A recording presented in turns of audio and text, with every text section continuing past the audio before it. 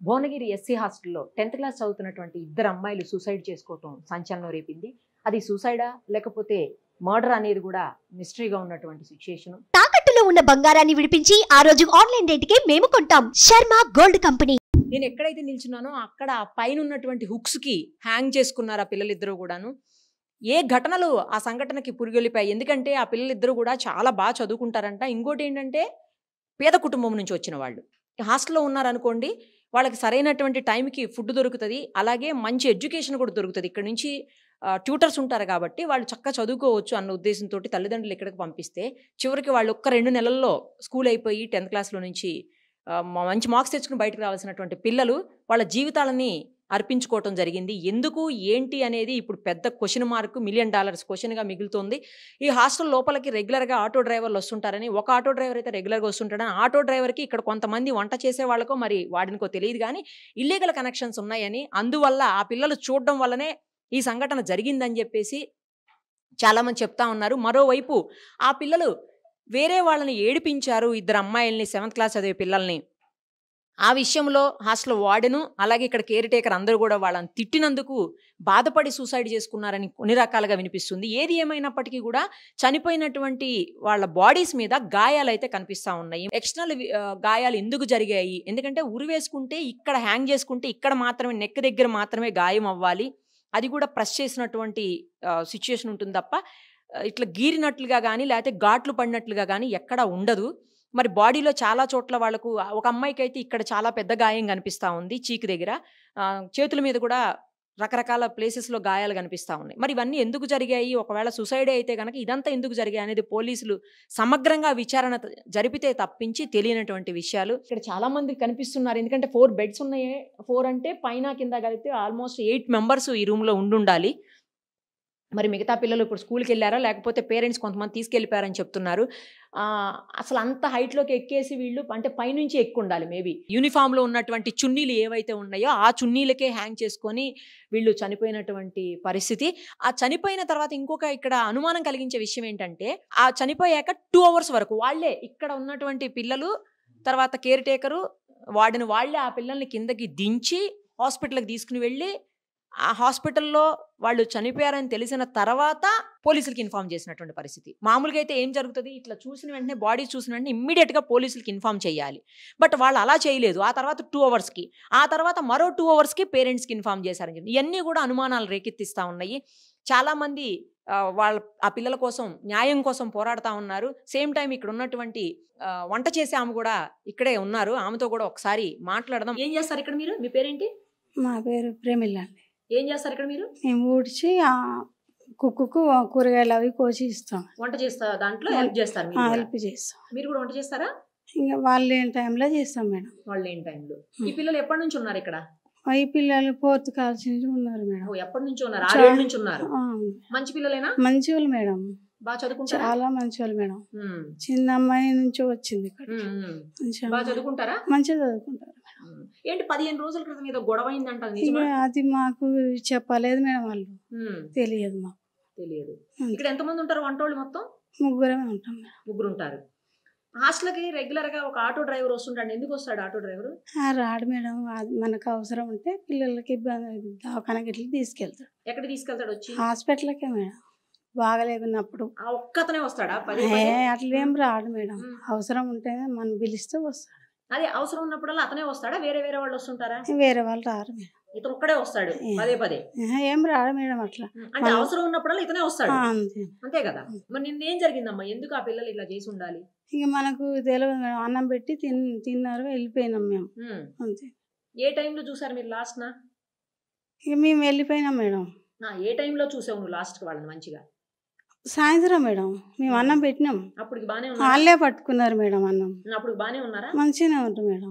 ఏం బాధపడుతున్నట్టు కానీ అట్లా మాకు అనిపించలే మేడం. అట్లా అనిపిస్తే పిల్లలు అట్లా అనిపించలే మేడం, వాళ్ళు మంచి పిల్లలు మేడం. ఎప్పుడన్నా బాధగా ఉన్నప్పుడు లేకపోతే ఏదన్నా జరిగినప్పుడు వచ్చి మీతో చెప్తారా అమ్మాయి? చెప్తారు మేడం. ఏం చెప్పాలి మేడం వాళ్ళు? ఏం చెప్పలే. ఎప్పుడన్నా ఎవరితో గొడవ పడ్డం కానీ లేకపోతే ఎవరన్నా ఏమన్నా అనడం కానీ చేస్తారా వాళ్ళు? చేయరు మేడం, అట్లా ఏం చేయరు. వాళ్ళ పని వాళ్ళు చేసుకుంటారా? చేసుకుంటారు. వాళ్ళ అమ్మా నాన్న వాళ్ళు వస్తుంటారు అప్పుడప్పుడు? వస్తారు మేడం. వాళ్ళ అమ్మ వస్తుంది, ఒకవేళ వాళ్ళ అన్నయ్య వస్తాడు. ఎప్పుడు ఏది చెప్పాలా మీకు కంప్లైంట్ కూడా పిల్లలు? కంప్లైంట్ చెప్పలే మేడం. మీ హాస్టల్ వార్డెన్కి వీళ్ళకి ఏమన్నా గొడవ అయిందా? ఏం కాలే మేడం. హాస్టల్ వాడని మళ్ళీ బిడ్డల్లాగా చూసుకుంటారు మేడం. మా మేడం దగ్గర మంచిగా ఉంటారు మేడం వాళ్ళు. మరి ఎందుకు ఇట్లా జరిగి ఉండొచ్చు? అదే మాకు అర్థం కావట్లేదు మేడం, మాకు తెలియదు.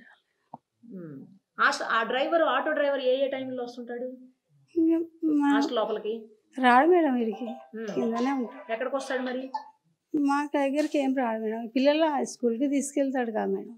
రోజు తీసుకెళ్తాడా స్కూల్కి? పిల్లల రోజు అంటే స్కూళ్ళు అక్కడ ఉంటాయి కదా మేడం, దగ్గర కదా, అందువల్ల ఉదయం సాయంత్రం తీసుకెళ్ళి ఇస్తా. కానీ అలాంటిది కాదు, మంచిగా మేడం ఆయన అట్లా చేయము. మరి ఇందాక ఎప్పుడన్నా మేము పిలిస్తేనే వస్తాడన్నావు, ఇప్పుడు రోజు వచ్చి స్కూల్కి తీసుకెళ్తాడు అంటున్నావు?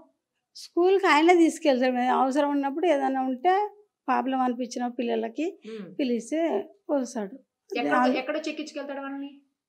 కిందనే ఉంటాడు మేడం. మనం కిందికి వెళ్ళిపోయి ఎక్కి పోతాం. కింద ఉంటుంది అక్కడ ఆటో తీసుకుపోతాం. ఒకే ఆటో వస్తుందా? ఒకటే మేడం. మరి ఇంతమంది పిల్లలు ఒక ఆటో ఎట్లా తీసుకుపోద్ది? 3 ట్రిప్పులు తిరుగుతాడు మేడం ఈ స్కూల్కు. ఒక్కతనే 3 ట్రిప్పులు తిరుగుతాడా? ఒకసారి ఎంతమంది ఎక్కుతారు పిల్లలు ఆటోలో? పెద్దగా ఉంటుంది కదా మేడం, 10 మంది దాకా ఎక్కుతారు, 10-15 మంది ఒకటేసారి. ఎప్పుడన్నా పిల్లల్ని ఏమన్నా అనడం కానీ, తిట్టడం కానీ, అతను కొట్టడం కానీ, లేదా గలీజ్ మాటలు మాట్లాడడం కానీ ఎప్పుడన్నా చేస్తాడా? లేదు మేడం. అలా చూసినావా ఎప్పుడన్నా? వస్తాడుగా అట్లా మాకు లేదు మేడం, అనిపించలేదు అన్నాడు మేడం. ఏ పిల్లలు కూడా ఎప్పుడు ఎవరి మీద కంప్లైంట్ చేయలేదు అసలు? చేయలేదు మేడం. మరి ఎందుకు జరిగిందంటావు ఇట్లా? ఇంకా అదే మాకేం తెలియలేదు మేడం. మరి అలా నిన్ను ఎవరన్నా అడిగితే ఏమి చెప్పకని చెప్పారా? అట్లా ఎందుకు మేడం చెప్పలేదా? ఎన్ని సంవత్సరాల నుంచి ఉన్నావు ఇక్కడ? మేము 30 ఏళ్ళ నుంచి చేస్తున్నాము. అన్నయ్య వాళ్ళకి కూడా తెలుసు, వాళ్ళ ఇంటి దగ్గర ఉంటాం. అక్కడ ఉంది మేడం, దర్గాలో ఉంటాయి ఈ హాస్టల్ మొదలు. ఆ తర్వాత ఇక్కడ షిఫ్ట్ చేశారు. ఎప్పుడు మార్చారు? ఇది బిల్డింగ్ కూలిపోతుంది కదా మేడం, ఇక్కడ కిరాయికి తీసుకున్నాం. ఎప్పుడు ఇది? 6 సంవత్సరాలు అవుతుంది. ఇదే లాస్ట్ బ్యాచ్ మేడం, 10th వాళ్ళు. అక్కడ నుంచి వచ్చినాక అక్కడ జాయిన్ అయ్యి వచ్చింది అమ్మాయి. అక్కడే జాయిన్ అయ్యారు పిల్లలు. ఏ ఊరు అమ్మాయిలు ఇద్దరిది? హైదరాబాద్ నుంచే వచ్చారు మేడం. హైదరాబాద్ ఈమె వచ్చి ఆ అమ్మాయిని చేంజ్ చేసింది, వైష్ణవి. ఇద్దరు మంచిగా ఉంటారా? ఫ్రెండ్స్ చాలా మంచిగా ఉంటారు మేడం. వాళ్ళు ఇద్దరు కలిసి మంచిగా ఉంటారు మేడం. మిగతా పిల్లలతో కూడా బాగానే ఉంటారా? మంచిగా ఆమెనే అందరూ మెయింటైన్ చేస్తారు మేడం, మంచిగా ఉంటారు. ఈ పిల్లలు ఎప్పుడన్నా ఎవరన్నా ఏమన్నా అన్నారని వేరే పిల్లలు వచ్చి మీకు ఎప్పుడన్నా చెప్పారా? చెప్పాలి మేడం. వేరే పిల్లలు కూడా ఎప్పుడు వీళ్ళ మీద కంప్లైంట్ చేయలేదు? మంచి పిల్లలు. సీసీ కెమెరాలు ఉండవా? అది నడుస్తలేదు మేడం. అసలు ఉంటాయా సీసీ కెమెరాలు? ఉన్నాయి మేడం, నడుస్తలేదు. ఎప్పటి నుంచి నడుస్తలేవు? చాలా రోజులు అవుతుంది మేడం. మరి నడుస్తలేకపోతే రిపేర్ చేయించలేదా? చేపిస్తానని చెప్పింది మేడం, చేయించలేదు. ఎన్నాళ్ళ సంధి నడవట్లేదు అవి? 2-3 నెలలు అవుతుంది నడవక మేడం. నడవక. ఇదంతా ఏడ రికార్డ్ అవుతుంది నడిచేటప్పుడు? ఇక్కడ ఈ ఆఫీస్ రూమ్ లో అవుతుంది. ఆఫీస్ రూమ్ లో అవుతుంది. చూసారా, ఇది ఇంకో ట్విస్ట్. 2-3 నెలల నుంచే సీసీ కెమెరాలు పనిచేయాలి అంతే. హాస్టల్లో ఆడపిల్లలు ఉన్నప్పుడు సీసీ కెమెరాలు పెట్టి జాగ్రత్తగా ఎప్పటికప్పుడు అబ్జర్వ్ చేయాల్సినటువంటి బాధ్యత కన్సర్న్ డిపార్ట్మెంట్ అధికారుల మీద, లేదంటే వార్డెన్ మీద, కేర్ టేకర్ మీద ఉంటుంది. మరి అలాంటప్పుడు సీసీ కెమెరాలు 2 నెలలు 3 నెలల నుంచి పని చేయకపోతే మరి ఏం చేస్తున్నట్టు? ఎవరు వస్తున్నారో ఎవరు వెళ్తున్నారో తెలిసేదంతా కూడా సీసీ కెమెరాస్లోనే. సీసీ కెమెరా అయితే కనిపిస్తుంది, బట్ అది ఇట్లా కిందికి వంచి కనిపిస్తా ఉంది చూడండి. ఇది ఇంకో ట్విస్ట్ అనమాట. సీసీ కెమెరాలు పని చేయకపోవడం ఒక ట్విస్ట్, మళ్ళీ కిందికి వంచి ఉంది. అసలు కిందికి ఎందుకు ఉంటుంది? ఇటు సైడ్కి ఫేస్ చేసి ఉండాలి, ఎందుకంటే ఎంట్రీ అక్కడ ఉంది. ఎంట్రీ అక్కడ ఉన్నప్పుడు ఇటు నుంచి వస్తారు కాబట్టి సీసీ కెమెరా ఇటు సైడ్ ఫేస్ చేసి ఉంటేనే ఎవరు వస్తున్నారో ఎవరు వెళ్తున్నారో తెలుస్తుంది. బట్ అది కిందికి ఎందుకు వంచి పెట్టారో, అటు నుంచి ఏం లేదు. మరి ఎందుకు వంచి పెట్టారో తెలియదు, ఎప్పుడు వంచారో కూడా తెలియదు. ఏమనుకుంటున్నారండి మీరు? ఎవరు 2 రోజులుగా ఆ పిల్లల కోసం మీరు పోరాడుతున్నారని తెలిసింది నాకు. అందుకే మిమ్మల్ని పిఎస్ దగ్గర చూసి నేను అడిగాను ఏం జరిగింది అని. తర్వాత మళ్ళీ ఇక్కడ కూడా మీరు కనిపించారు. ఏంటి అసలు ఏం జరిగింది? మేడం, నేను చంద్రశేఖర్ యాదవ్, జాతీయ కన్వీనర్ జనజాగరణ జన కళ్యాణ్ సమితి. ఇప్పుడు ఇక్కడ పోలీసులు కూడా ఏంటంటే, ఇక్కడ స్టాఫ్ చెప్తున్నాయో వాళ్ళు మనకు చెప్తున్నారు, కానీ ఇప్పుడు దాకా ఎవరిని స్టేషన్కి పిలిచి ఈ స్టాఫ్ను వాళ్ళు ఇంటార్గేషన్ చేయలేదు. మా డిమాండ్ ఏంటంటే, పిల్లల మధ్య గొడవ అయ్యింది, ఏదో ఆటో డ్రైవర్కి ఒక వార్డెన్కి ఇల్లీగల్ సంబంధం ఉంది. ఈ స్టోరీలన్నీ కూడా అసలు విషయాన్ని తప్పుదోవ పట్టించడానికే. ఒక వార్డెన్ అనే ఆమెకు ఒక హోదా ఉంటుంది, ఆటో డ్రైవర్తో అట్లా చేయటానికి వాళ్ళు అది తప్పుడు మాట. నేనేమంటానంటే, ఇక్కడ ఉన్నటువంటి స్టాఫ్ని అందరిని కూడా పోలీస్ స్టేషన్కి పిలిచి వీడియో నిఘాలో అందరినీ కూడా ఇంటారగేషన్ చేస్తే నిజాలు బయటపడతాయి. సో జిల్లా ఎస్పీ గారు దీన్ని చాలా కేర్ తీసుకొని ఒక ఇద్దరు చిన్న అమ్మాయిలు ఎన్నో ఆశలతోని చదువుకోవడానికి వచ్చారు, వాళ్ళు ప్రాణాలు కోల్పోయారు కనుక వాళ్లకు వాళ్ళ కుటుంబాలకు న్యాయం చేయాలి. ఇంకా మన బిడ్డల్లాంటి బిడ్డలు ఎందరో ఉన్నారు, వాళ్ళ ప్రాణాలకు తగిన రక్షణ కల్పించకపోతే ఇది ప్రభుత్వానికి చాలా చెడ్డ పేరు వస్తుంది. కనుక మీ మీడియా వాళ్ళు, పోలీసులు, ప్రభుత్వం దీని మీద చాలా శ్రద్ధ తీసుకొని ఈ కేసుని ఇంటర్గేట్ చేయాలని చెప్పి విజ్ఞప్తి చేస్తున్నాం.